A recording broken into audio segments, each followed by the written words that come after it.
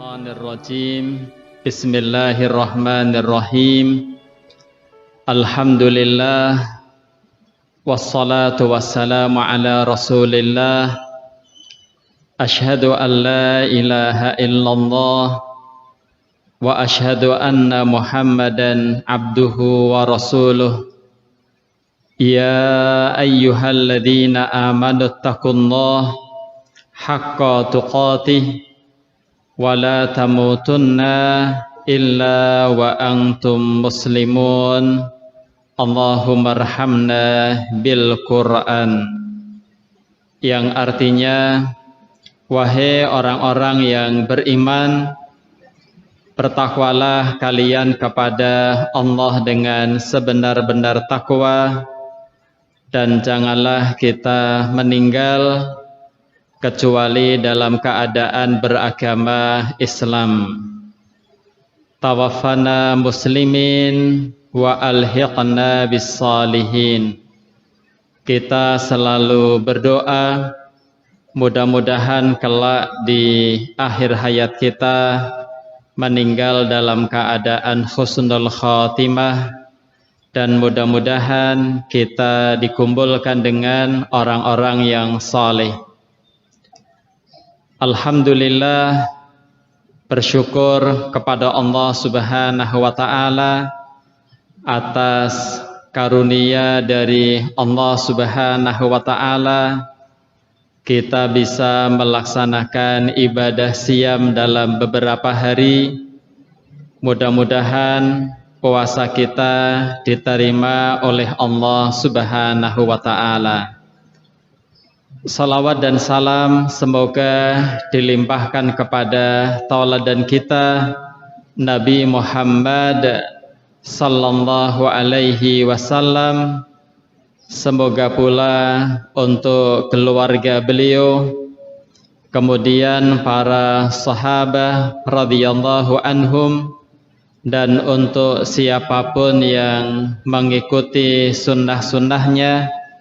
Wabil khusus kita semua mudah-mudahan mendapatkan syafaat dari Rasulullah sallallahu alaihi wasallam, dan kita berharap mudah-mudahan kita dipertemukan dan dikumpulkan bersama Nabi Muhammad sallallahu alaihi wasallam, karena sebuah hadis Rasulullah sallallahu alaihi wasallam bersabda, al-mar'u ma'a man ahabba, yang artinya seseorang kelak di hari akhirat akan dikumpulkan dengan orang yang dicintainya. Manusia yang paling kita cintai, ranking 1 adalah baginda Rasulullah sallallahu alaihi wasallam. Baik hadirin yang dimuliakan Allah Subhanahu wa ta'ala, Rasulullah sallallahu alaihi wasallam bersabda di dalam hadis riwayat At-Tirmidzi. Hadis ini menjelaskan kepada kita tentang hakikat orang yang kaya, hakikat orang yang bahagia, hakikat orang yang sebenarnya memiliki dunia. Apa kata Rasulullah sallallahu alaihi wasallam? Man asbaha minkum, siapa di antara kalian yang di waktu pagi hari, atau siapa di antara kalian yang di siang harinya, aminan fi sirbihi, seseorang merasakan nyaman di rumahnya, seseorang merasakan bahagia di tempat tinggalnya. Kemudian yang kedua, mu'afan fi jasadih, yang kedua adalah orang tersebut memiliki badan yang sehat atau tidak sakit. Wa indahu qutu yaumihi, hari itu dia punya makanan.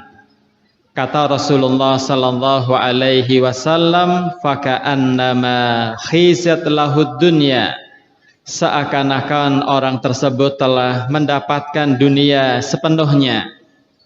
Dengan bermodal 3, kata Rasulullah sallallahu alaihi wasallam, dikatakan dia telah mendapatkan dunia dengan cukup, yaitu kalau seseorang nyaman di rumah, badannya sehat, kemudian memiliki makanan pada hari itu.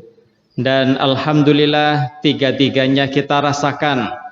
Kita merasa nyaman di rumah, kita merasa sehat, dan kita punya makanan hari ini, maka kita telah mendapatkan dunia seutuhnya.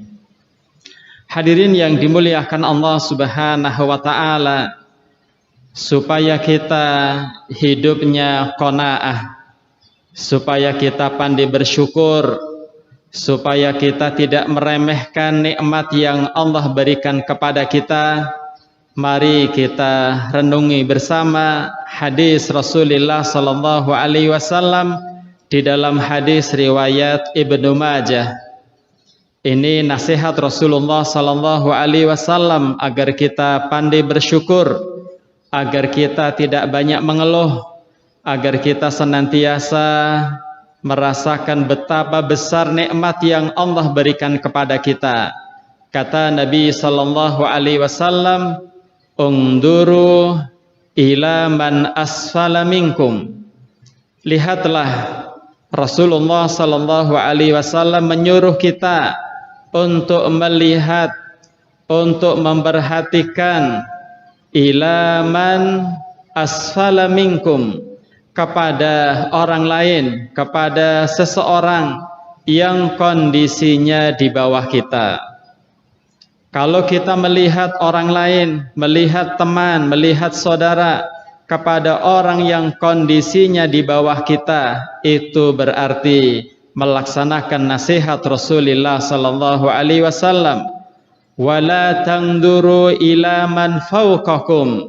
Bahkan Nabi sallallahu alaihi wasallam melarang, dan tidak ada sesuatu yang dilarang oleh Nabi kecuali larangan itu pasti berbahaya kalau kita laksanakan. Apa larangan beliau? Wala tanduru ila man huwa fawqakum.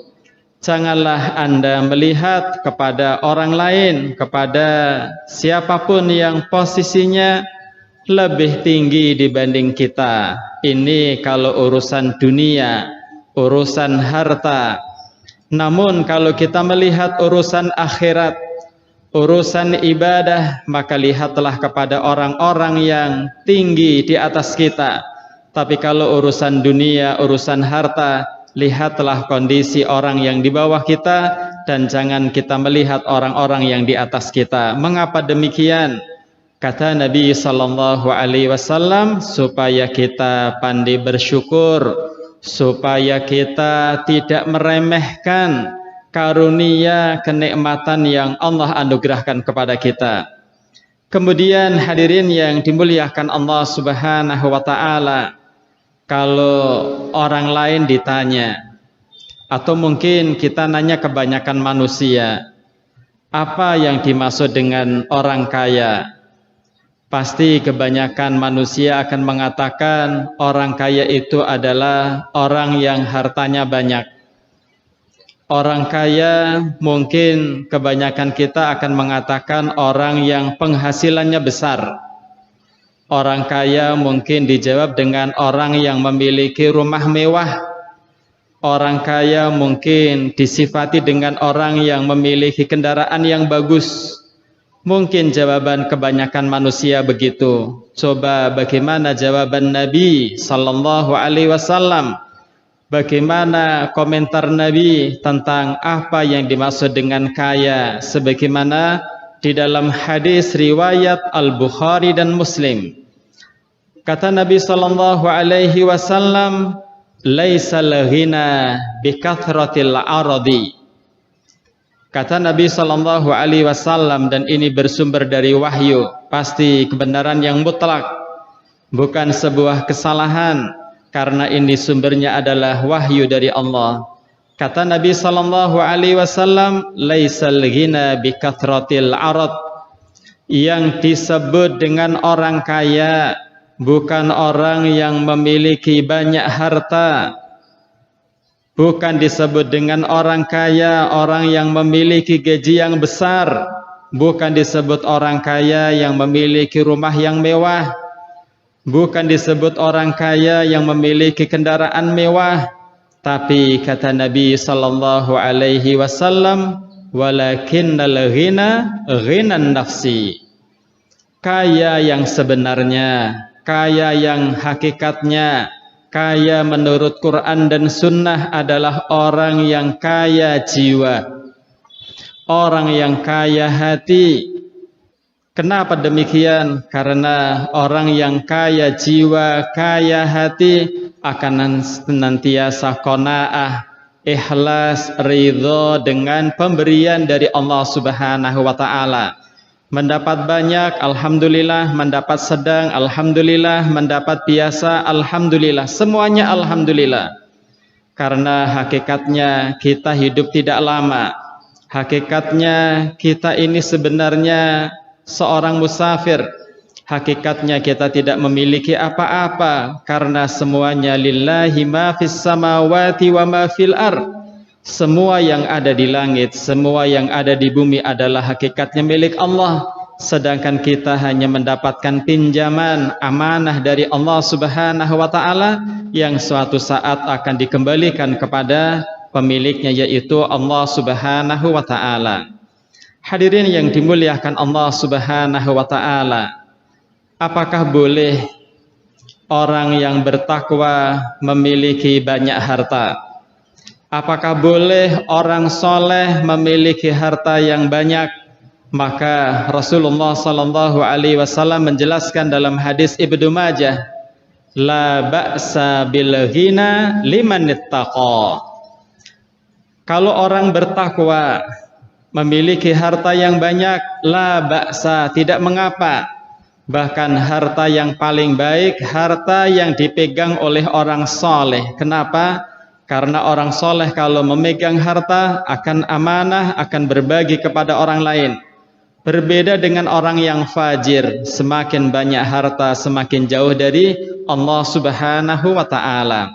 Hadirin yang dimuliakan Allah Subhanahu wa taala, saya akan menceritakan profil sahabat Nabi sallallahu alaihi wasallam. Orang-orang yang qanaah, orang-orang yang tawadu, orang-orang yang kaya hati, orang-orang yang kaya jiwa. Disebutkan dalam hadis riwayat Ahmad dari Anas bin Malik, Rasulullah sallallahu alaihi wasallam suatu saat berkumpul dengan para sahabat. Karena kebiasaan Nabi sallallahu alaihi wasallam setelah sholat fardu kadang duduk sejenak dengan para sahabat, kadang setelah sholat maghrib duduk sejenak dengan para sahabat, kadang pula habis sholat isya, kadang pula habis sholat subuh, duhur dan asar. Kata Nabi sallallahu alaihi wasallam, sayatla alaikum rajulun min ahlil jannah. Wahai teman-teman, sebagaimana hadis riwayat Ahmad, sebentar lagi akan muncul orang calon penghuni surga. Saya mau menggambarkan ternyata calon penghuni surga adalah kaya jiwa, kaya hati, bukan kaya harta. Tapi yang paling penting adalah kaya jiwa dan hati. Kemudian ketika Nabi sallallahu alaihi wasallam menjelaskan akan datang salah seorang calon penghuni surga, tiba-tiba datang rajulun minal ansor. Datang laki-laki dari Ansor. Orang ini tidak begitu terkenal. Orang ini tampaknya di dunia enggak terkenal, di bumi tidak terkenal, tapi tampaknya orang ini terkenal di langit, terkenal oleh penduduk langit. Tidak disebutkan namanya siapa, hanya rajulun minal Ansor. Kemudian kelihatan dari janggutnya basah setelah berwudu, dan dia membawa sandalnya dengan tangan kirinya. Kemudian sholat di masjid, habis sholat kemudian pulang. Kemudian hadirin yang dimuliakan Allah, pada kesempatan berikutnya Nabi bersabda lagi sebagaimana dalam hadis riwayat Ahmad dari Anas bin Malik, sayatla alaikum rajulun min ahlil jannah. Rasulullah mengatakan dengan bahasa yang sama, sebentar lagi teman-teman akan muncul laki-laki calon penghuni surga. Ternyata setelah Rasulullah mengatakan begitu, yang datang orang yang kemarin, sama berwudu dari rumah, janggutnya basah, kemudian dia membawa sandal dengan tangan kirinya, dia sholat, setelah sholat pulang. Akhirnya forum bubar. Di kesempatan berikutnya, yang ketiga, Nabi SAW bersabda lagi sama persis dengan kemarin. Sayatla alaikum rajulun min ahlil jannah. Teman-teman, sebentar lagi akan muncul seseorang calon penghuni surga. Dan hadirin yang dimuliakan Allah, yang muncul orang kemarin lagi. Rajulun minal ansor, janggutnya basah karena wudu, kemudian dia penampilan sederhana, tangan kirinya membawa sandal, kemudian dia sholat dan selesai. Ternyata hadirin yang dimuliakan Allah, sabda Nabi SAW yang mengatakan, sayatla alaikum rajulun min ahlil jannah. Ada sahabat Rasul yang baperan, ada sahabat Rasul yang hatinya terenyuh, ada sahabat Rasul yang hatinya bergerak. Kemudian dalam hatinya dia berbicara, kira-kira orang Ansor ini memiliki amal apa? Kok bisa calon penghuni surga?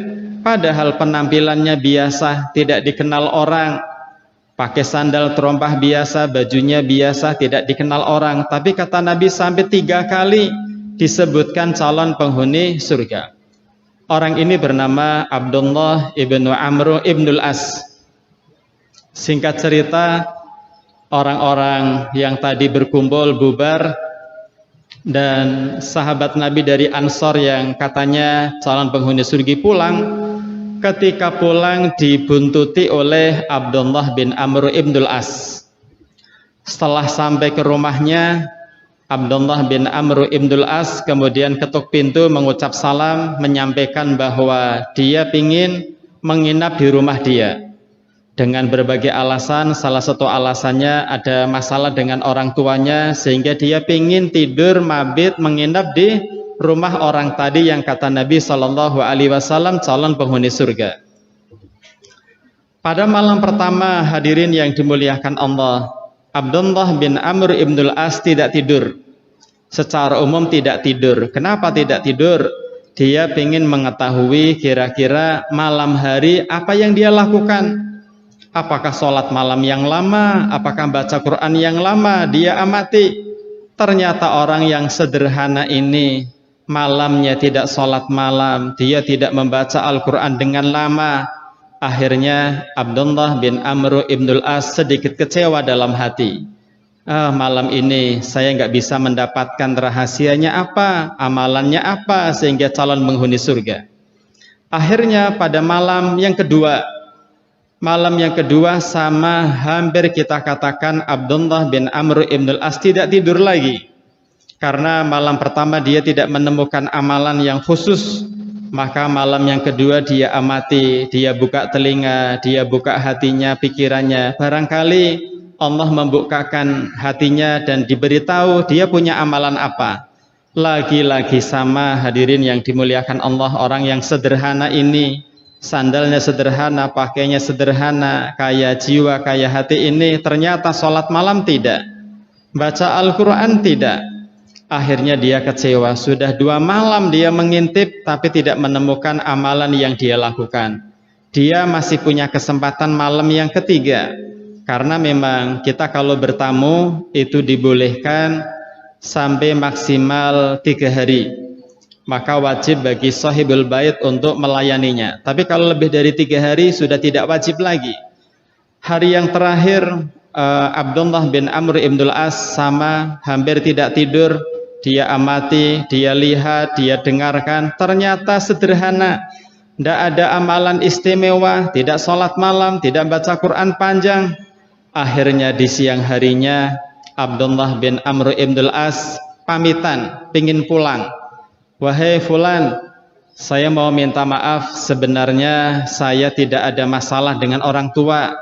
Saya kesini sebenarnya dalam rangka ingin tahu kok Anda sampai disebutkan 3 kali calon penghuni surga. Saya iri, saya ingin niru, saya ingin tahu amalannya apa. Maka kata orang yang disebutkan rajulun minan ansar, ya begitulah Anda lihat.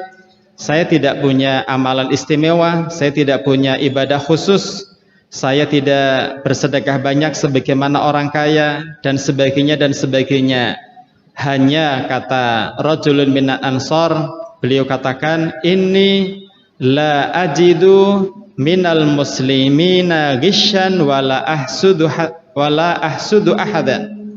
Wahai temanku, wahai Abdullah bin Amr ibn al-As, ketahuilah saya tidak memiliki amalan khusus, hanya saya ini tidak pernah hasad, saya tidak pernah iri dengan orang lain, saya tidak pernah hasad dengan orang lain.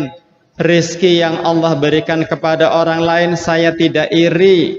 Saya mendapatkan rizki dan dia mendapatkan rizki. Inilah hadirin yang dimuliakan Allah, memiliki karakter qanaah, ikhlas menerima apa yang Allah berikan kepada kita, dan itu yang terbaik. Yang membuat orang ini calon penghuni surga adalah gara-gara dia tidak memiliki iri, dengki, hasad dalam hatinya. Maka hadirin yang dimuliakan Allah Subhanahu wa taala, yang terakhir saya sampaikan hadis riwayat Muslim.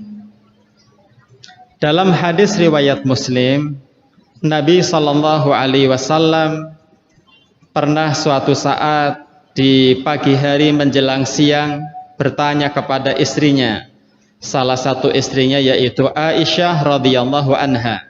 Apa kata Nabi sallallahu alaihi wasallam, menunjukkan betapa beliau qanaah, rendah hati, ikhlas menerima yang Allah berikan, rizki yang Allah berikan. Ya Aisyah, hal indakum syai'. Kalau terjemahnya bebas, wahai Aisyah, hari ini apakah ada sarapan? Hari ini apakah ada makanan yang kita santap? Maka Aisyah menjawab, ma indana syai'. Masya Allah, hadirin yang dimuliakan Allah, keluarga terbaik di muka bumi ini, manusia terbaik di muka bumi ini, istri terbaik di muka bumi ini, Nabi sallallahu alaihi wasallam dan Aisyah dan keluarganya, setiap harinya hampir tidak ada makanan. Maka kita harus qanaah, bersyukur atas pemberian Allah. Maka kata Nabi sallallahu alaihi wasallam, idzan al-yaum ana shaim. Baiklah, kalau memang tidak ada makanan, hari ini saya puasa. Ini menunjukkan kepada kita bahwa puasa sunnah niatnya boleh di pagi hari, tapi kalau puasa wajib sunnahnya adalah niatnya sebelum sholat subuh. Hadirin yang dimuliakan Allah, demikian yang saya sampaikan. Mudah-mudahan Allah anugerahkan kita sifat qanaah, sifat menerima, ikhlas pemberian Allah. Mudah-mudahan kalau kita bersyukur dengan yang sedikit, maka Allah akan menambah rezeki yang lebih baik. Wa akhiru da'wana anil hamdulillah. Assalamualaikum warahmatullahi wabarakatuh.